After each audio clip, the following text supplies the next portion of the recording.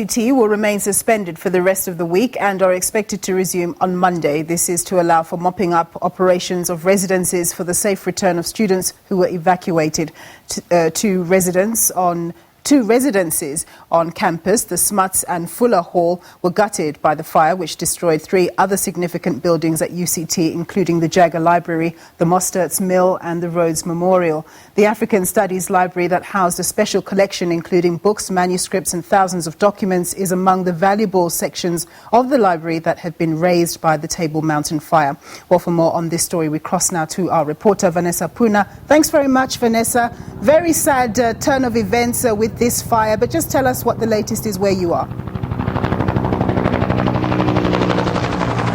Yes, indeed. A very warm good afternoon to you, Nompo, as well. I don't know whether you can hear overhead. The helicopters have taken to the skies again here in Cape Town. That, of course, would be good news for the ground crews, which have been battling yesterday in gusting southeasterly winds. The helicopters could not go up to assist with firefighting efforts. But, of course, today we've seen 3 UEs as well as an Oryx helicopter fighting those fires. And according to Philip Prince, the Table Mountain National Park's fire manager, earlier telling us that at this stage the fire is 90% contained, and they're hoping that by the end of today it will be contained. But I'm standing at the Ruland Street fire station at the moment, and I'm going to speak to Jermaine Carlser.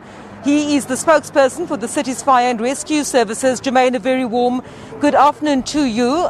You must be very happy and relieved today. Choppers are out in the air at the moment.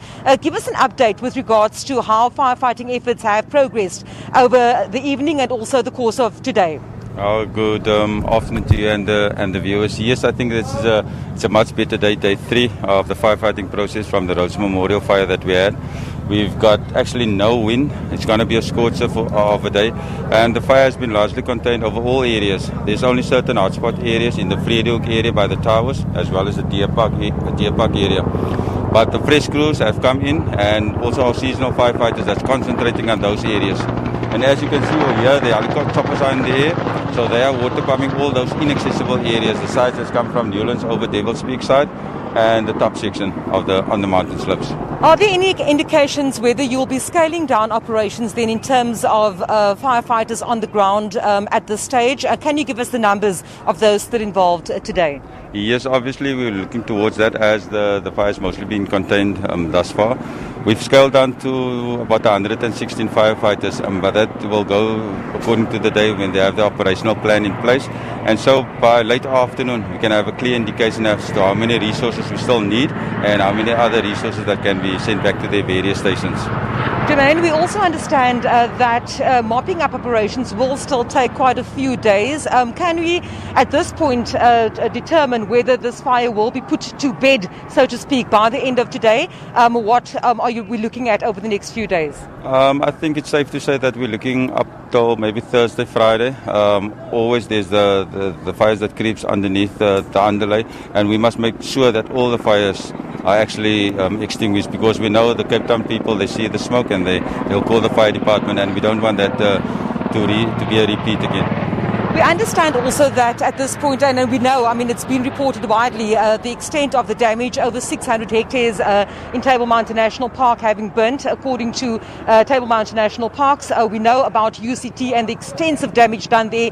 Can you give us an update today with regards to the number of residences, properties that have actually been gutted or affected in this place? Yes, Vanessa, we're looking at 7 properties. We're looking at the tea room up at Rhodes Memorial. We're looking at Mostert's Mill and the 2 residential residences just behind that with the thatched roof. That will make it 4. Then we have the Fuller on the campus, Fuller. We got the Jagger and the Smuts building. So in total we're looking at 7 structures, where the Jagger Library was most extensively damaged as a cause of the fire. Jermaine, thank you very much for your time. Of course, Jermaine Carlser there just giving us an update on the firefighting efforts today. And also, if I can just say that we are expecting a media briefing a little later on this afternoon. We, of course, will be keeping you updated with all the developments regarding this fire here in Cape Town. Thanks very much, my colleague there, Vanessa Poonah.